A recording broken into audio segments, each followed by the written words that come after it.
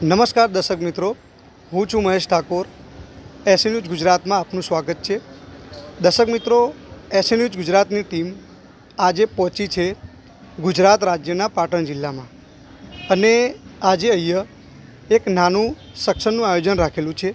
તો દર્શક મિત્રો, પાછળની તરફ તમે જોઈ શકો છો જે ડૉક્ટર બાબા સાહેબ આંબેડકર ભવન છે, ત્યાં આગળ આ સત્સંગનું આયોજન રાખેલું છે. તો આપણે અંદર જઈશું અને વધુ ચર્ચા કરીશું. તો દર્શક મિત્રો, તમે જોઈ શકો છો આપણે જ્યારે અંદર આવે એ પહેલાં અહીંયા એક બોર્ડ લગાવેલું છે જેની અંદર સંત રામપાલજી મહારાજના કેવી રીતે નામ દીક્ષા લેવી અને એમના કેટલાક જે નિયમો છે એ લખેલા છે, પછી જે એમના મર્યાદાઓ છે એ લખેલી છે. હજી આપણે માહિતી માટે અંદર જઈશું અને વધુ માહિતી લઈશું. તો દર્શક મિત્રો, આપણે આવી ચૂક્યા છીએ. તમે જોઈ શકો છો સામેની તરફ ડૉક્ટર બાબા સાહેબ આંબેડકર ભવન પાટણ, જેની અંદર સંત રામપાલજી મહારાજનું સત્સંગ ચાલુ છે. તો આપણે હવે અંદર જઈશું અને વધુ માહિતી લઈશું. તો દર્શક મિત્રો, આપણે આવી ચૂક્યા છીએ જે ભવન છે ત્યાં. એની પહેલાં અહીંયા તમે જોઈ શકો છો એક નાનકડો સ્ટોલ લગાવેલો છે જ્યાં પુસ્તક સેવાનું મતલબ જે બધા પુસ્તકો રાખેલા છે. આપણે જે અહીંયા જે ભક્તો આવેલા છે એમને પૂછીશું કે આ પુસ્તકો અહીંયા શા માટે લગાવ્યા છે, આ પુસ્તકો અહીંયા રાખવાનું શું કારણ છે. તો વધુ ચર્ચા કરીશું. તો આપણી સાથે જોડાયા છે. નમસ્કાર સર. સત સાહેબ, ક્યાંથી આવો છો? ઊંઝા. તો અહીંયા તમે શા માટે આવ્યા છો? અહીંયા સત્સંગ સમારંભનું આયોજન કરેલું છે પરમાત્માનું, એને માટે અહીંયા સામાન લઈને આવેલા છે, પ્રોજેક્ટરોને. તો આ જે પુસ્તક અહીંયા તમે લગાવેલી છે એ શા માટે લગાવી છે? અહીંયા આ જે પુસ્તક લગાવ્યું એનું ઉદ્દેશ્ય શું છે? પુસ્તકમાં એવું છે કે આજ સુધી ગીતા, વેદો, પુરાણો એના અંદરનું જે ગૂઢ રહસ્ય છે આજ સુધી કોઈ સંત મહંતે બતાવીને એને ઉજાગર કર્યું નથી. અમારા ગુરુજીએ ગીતાના કયા અધ્યાયમાં કયા સંત પાસે જવાનું લખેલું છે, યજુર્વેદમાં કયા અધ્યાયમાં કયા સંત પાસે જવા, જેમ કે ગીતા અધ્યાય 4 શ્લોક નંબર 34માં તત્વદર્શી સંતની શરણમાં જવાનું કીધું છે.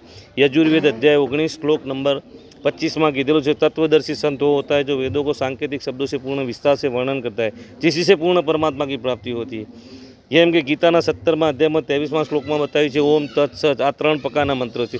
આજ સુધી આપણને કોઈએ સમજાયા નથી. એ 3 મંત્રો અમારા ગુરુજીએ ઉજાગર કરી તમામ ગીતા અને વેદોનું તમામ જ્ઞાન ઉજાગર કરી અને કેવી ભક્તિ કરવાથી કેવો લાભ મળે, અહીંયાથી કયા લોકમાં જવાનું છે, આ કોનો લોક છે, આ બધું ઉજાગર કરેલું છે. એની પુસ્તકો છે અમારા ગુરુજી દ્વારા છપાયેલી પુસ્તકો છે. અને એ પુસ્તકોનું અહીંયા ધર્માત મૂલ્ય ઓનલી 20 રૂપિયામાં, 100 રૂપિયાની પુસ્તક છે પણ ઓનલી 20 રૂપિયામાં વિતરણ થાય છે. તો આ પુસ્તક વિતરણ કરવાથી સમાજમાં શું આનો મતલબ કોઈ અસર એવી છે કે જેથી સમાજ સુધરી શકે એવું કોઈ? આ પુસ્તક વેચવાથી અત્યારે જેમ કે નશા છે, દારૂ છે, ગાંજો છે, અફીણ છે, નશીલી વસ્તુઓનું સેવન કરે છે, એ કેવી રીતે છોડાવવું, તો શું કરવાથી શું થાય છે એવું અંદર વર્ણન કર્યું. હજારો ભક્તોએ અહીંયા જોડાવાથી આ નશા છોડી દીધા છે. ઘરમાં બેન દીકરી સમજો કે દીકરીઓ આવતી હોય તો સ્ત્રી ભ્રૂણ હત્યા ચાલી રહી છે, એ સ્ત્રી ભ્રૂણ હત્યાને દાબ્યા માટે કેવી રીતે સ્ત્રી અને પુરુષ બેનું તુલના એક હરખી કરી છે એવું અમારા ગુરુજીએ સમજાવ્યું છે. તો શું આ પુસ્તકમાં મતલબ એવી કોઈ જડીબુટ્ટી લખેલી છે જેને લેવાથી નશો દૂર થઈ જાય એવું કંઈ? જડીબુટ્ટી નથી. ગુરુજીના માધ્યમથી જેમ કે ગીતાના 17મા અધ્યાયમાં ઓમ તત્સત આ 3 પ્રકારના મંત્રો છે. જેમ કે પ્રથમ મંત્ર મળે એના પ્રથમ મંત્રની શક્તિ એટલી બધી છે કે જે તમામ નશીલી વસ્તુઓનું સેવન કરતા એને નશાની વસ્તુની સુગંધ આવવાથી પણ એને તકલીફ થવા માંડે. લેવાની તો વાત દૂર રહી, પણ એ સુગંધ આવવાથી એને તકલીફ થવાની, એના માધ્યમથી સમાજ સુધાર થઈ જાય છે. દહેજ મુક્ત વિવાહ અમારા ગુરુજીના માધ્યમથી આશ્રમમાં દહેજ મુક્ત વિવાહ થાય છે. જેમ કે બેન બેટીઓના પાસેથી બાપને બોજ બનતી હોય છે કે ભાઈ છોકરી આવી તો છોકરીને કેવી રીતે એના પાછળ એનું તમામ સંસારિક મતલબ કે જે રીતિ રિવાજ પ્રમાણે બીજા ઘરે મોકલવાની, તેના પાસે ખર્ચા કરવા પડે, ખર્ચા ના કરવા પડે, એના માટે ઓનલી 17 મિનિટમાં દહેજ મુક્ત વિવાહ એ અમારા ગુરુજીના માધ્યમ બતાવ્યું છે. દીકરી અને દીકરો બંને સમાનતા પહોંચી. અહીંયા તમે આશ્રમની વાત કરી છે, તો શું સંત રામપાલજી મહારાજના કેટલા આશ્રમ છે અને ક્યાં ક્યાં છે? સંત રામપાલજી મહારાજના અત્યારે 11 આશ્રમ છે. 12મા આશ્રમનું નિર્માણ ચાલી રહ્યું છે. તમામ આશ્રમોમાં 6 ભંડારા વર્ષમાં થાય છે. જેમ કે દર 3 મહિને એક ભંડારો થાય છે અને હજારો ભક્તો ત્યાં આગળ આવે છે અને હજારો શ્રદ્ધાળુઓ ત્યાં આગળ આવીને ત્યાંનો માહોલ દેખી અને નામ દીક્ષા લે છે.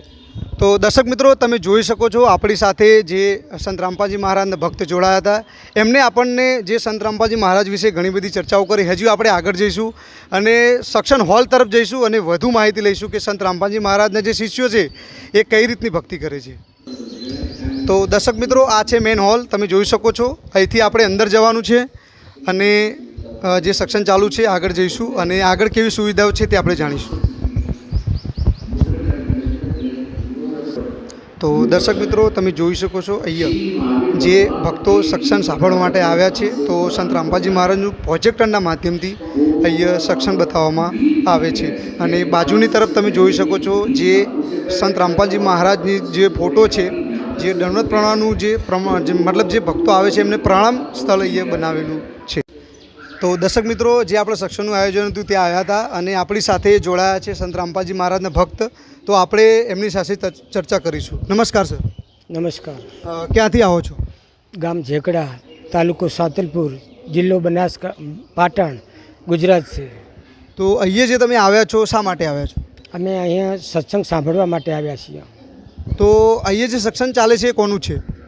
જગતગુરુ રામપાલજી મહારાજનો છે. તો સંત રામપાલજી મહારાજને તમે ક્યારથી જોડાયા? હું રામપાલજી મહારાજના સાનિધ્યમાં 13/7/2013 જોડાણો. તો સંત રામપાલજી મહારાજના જોડાયા પછી શું તમને કોઈ લાભ થયા? મતલબ રામપાલજી મહારાજના સાનિધ્યમાં જોડાવાથી અમને ખૂબ લાભ થયો. આર્થિક સ્થિતિ સારી થઈ અને અસાધ્ય રોગોથી પણ મુક્તિ મળી. જેવો કે બવાસીર, પાછળ એક ગાંઠ થઈ હતી, એમાં 1 પૈસાની પણ દવા વગર એમાંથી મુક્તિ મળી મને. સાંભળવા મળ્યું છે કે સંત રામપાલજી મહારાજના જે ભક્તો છે જે અંધશ્રદ્ધાથી જોડાયા છે, તો એમાં તમારે શું કહેવું છે? એ જે લોકો એમ કહે છે કે રામપાલજી મહારાજમાં જે લોકો અંધશ્રદ્ધાથી જોડાય છે એ વાત પાયા વિહોણી છે. રામપાલજી મહારાજ શાસ્ત્રો દ્વારા જ્ઞાન બતાવે છે, તો એમાં ક્યાં અંધશ્રદ્ધા આવી? શાસ્ત્ર વગર જે જ્ઞાન બતાવે છે એ અંધશ્રદ્ધા એનું પ્રૂફ છે. હું રામપાલજી મહારાજ સાથે જોડાવાનો હું જ્ઞાનથી જોડાયેલો છું અને જ્ઞાનથી જ મેં આ દીક્ષા લીધેલી છે. તો સમગ્ર ભારતની અંદર અને ગુજરાતમાં કેટલા એવા સંત મહાત્માઓ છે જે પણ ગુરુ ગાદી પર બેઠા છે, તો તમે સંત રામપાલજી મહારાજને ગુરુ કેમ ધારણ કર્યા? એના પાછળ શું કારણ છે? કોઈ સંત, જગતના કોઈ પણ સંત જોડે તત્વદર્શી જ્ઞાન છે જ નહીં. અને જગતગુરુ રામપાલજી મહારાજ જોડે તત્વદર્શી સંત પોતે જ છે અને પોતાની જોડે જ આ બધું જ્ઞાન છે, બીજો બધો બકવાસ છે.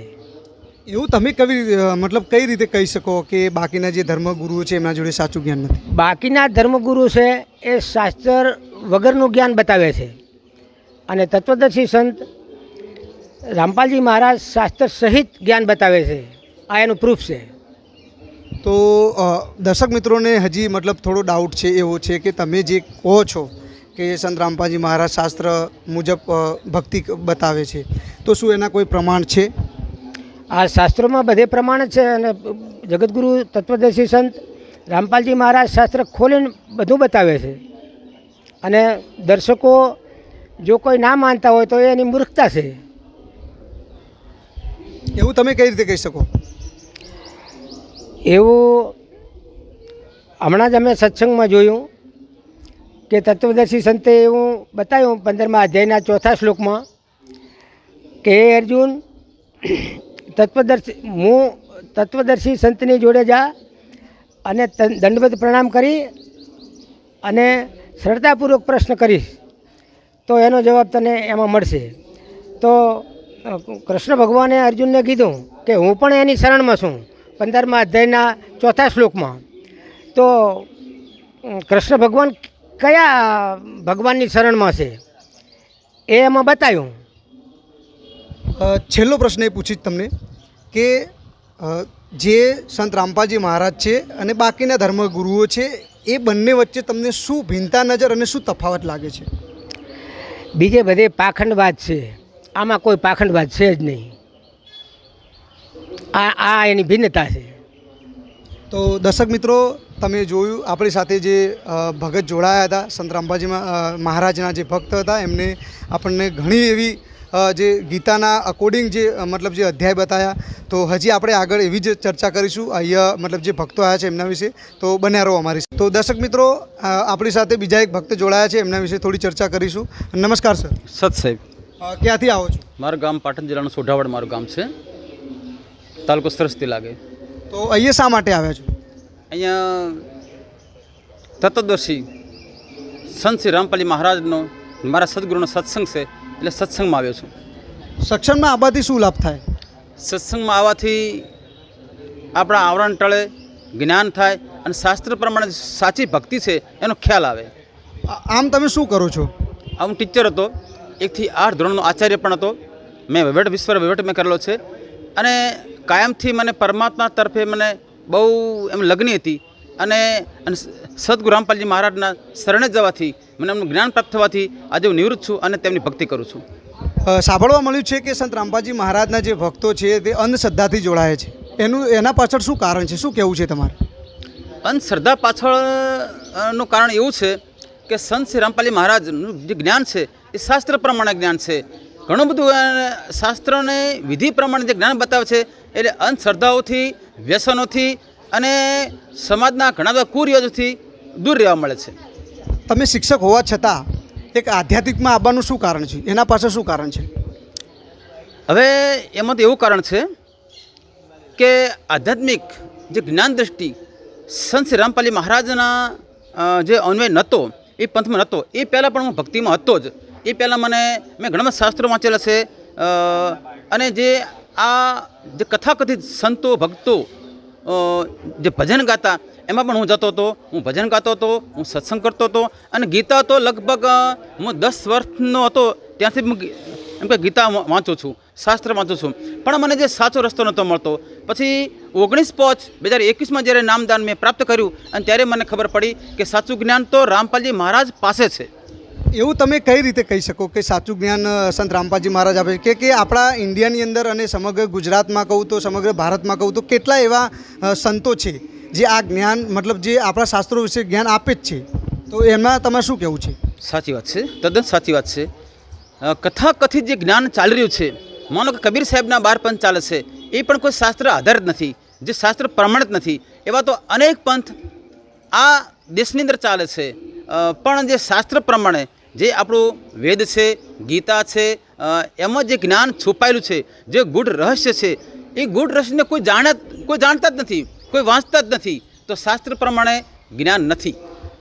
છેલ્લો પ્રશ્ન તમને એ કરીશ કે સંત રામપાલજી મહારાજ અને બાજુમાં લઈએ તો બાકીના જે આપણા સમગ્ર ભારતના બીજા ધર્મગુરુઓ, એમાં અને સંત રામપાલજી મહારાજમાં શું ભિન્નતા છે, મતલબ જ્ઞાનના આધારે અને સમાજના દ્રષ્ટિએ? હું તો ટૂંકમાં એટલું કહીશ કે 3 ભુવન અને 21 બ્રહ્માંડની અંદર જે તત્વદર્શી જે સંત રામપાલજી મહારાજ સમાન કોઈ નથી અને સંત શ્રી રામપાલજી મહારાજ સમાન તો સંત નથી પણ એવું જ્ઞાન પણ નથી. જે આજના જે કથાકથિત જે સંતો, મંતો, દિગંબરો જે ભક્તો છે ને, એ બધા માયાવી છે, પૈસાના પૂજારી છે અને ધંધાર્થી જે બિઝનેસમેન છે, કોઈ સંત નથી. તો એસી ન્યૂઝ ગુજરાતમાં તમે જોડાયા એ બદલ તમારો આભાર. તો દર્શક મિત્રો, આપણે જાણ્યું આપણી સાથે જે સંત રામપાલજી મહારાજ જે ભક્ત જોડાયા હતા, જે પેશાથી ટીચર હતા. તો આપણે આવી જ વિડીયો માટે બન્યા રહો અમારી સાથે. એસી ન્યૂઝ ગુજરાતમાં આપનું સ્વાગત છે. ધન્યવાદ.